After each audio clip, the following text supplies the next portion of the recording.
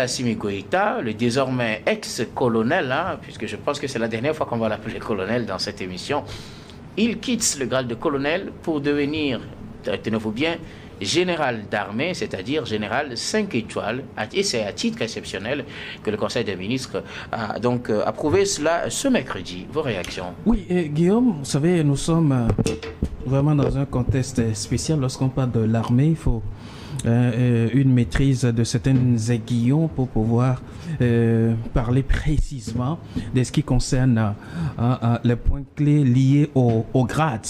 Je n'ai pas eu le temps de réviser mon cours sur les évidentes ou alors les éventuels grades et ce qui amène à cela, mais je m'en tiens tout simplement à cette élévation au grade exceptionnel. Alors, je veux faire une petite pédagogie que lorsqu'on parle de la promotion d'un colonel à titre exceptionnel dans l'armée, il y a certaines conditions qui sont souvent réunies et qui amènent à cela. Alors, au premier niveau, je veux parler de service exceptionnel. Avoir accompli des actes remarquables ou démontrer un leadership exceptionnel dans des situations critiques.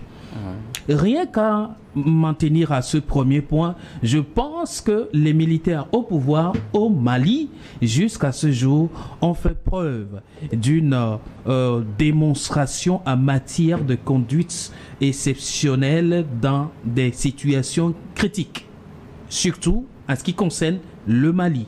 Eh bien, deuxième point, contribution stratégique.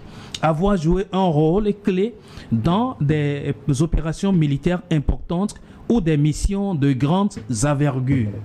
Je pense qu'à ce niveau également, les militaires au pouvoir au Mali ont réussi à faire ce que des coalitions de forces n'ont pas pu faire durant ou alors pendant 10 ans. Eh bien, ces militaires arrivés au pouvoir ont quand même marqué leur présence et ont réussi à libérer ne serait-ce que Kidal et ont continué toujours pas tenir tête aux envahisseurs et aux destructeurs et aux verseurs du sang. Alors, à ce titre, déjà, je pense que élever ou alors faire la promotion au titre exceptionnel à ces militaires en soi trouve de la matière. Je vais prendre le point 5 de toute cette liste pour parler du bilan de carrière. Avoir un parcours exemplaire sans faute grave qui manque ni manquement aux devoirs militaires.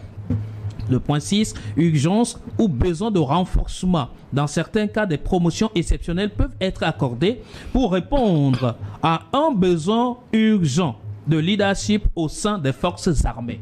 Je pense que toutes ces conditions que j'ai réussi à découvrir concourent ou alors se retrouvent bien dans la posture de ces militaires qui viennent d'être élevés au rang exceptionnel en général. Et le plus grand en titre, c'est bien Assimi Goïta qui est devenu aujourd'hui général d'armée.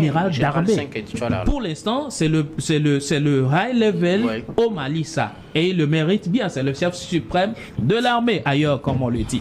Alors, au vu des actes posés par ces militaires, même si les défis restent énormes, même si les défis restent hyper immenses et vastes, par rapport à ceux qui veulent les voir couler ou alors voir les continents couler, je crois qu'ils méritent de se lever à ce niveau ou alors de faire leur promotion. Parce que cela, souvent, c'est l'hiérarchie qui apporte d'ailleurs ces promotions. Mais aujourd'hui, le chef ou alors l'hiérarchie au Mali, c'est aussi l'armée. Alors si l'armée se fait sa propre promotion, il y a de quoi quand même qu'on trouve de la matière pour justifier. Alors je me dis, ce n'est qu'un acte et ce ne sont que des titres. Mais je veux croire que cette fois-ci, ces titres ou alors ces positionnements vont apporter encore un élan beaucoup plus dans la lutte pour l'intégrité ou alors, oui, l'intégrité du territoire malien ou la défense du territoire malien ou aussi dans la lutte contre le terrorisme qui est en train de déstabiliser le Sahel jusque-là. Merci.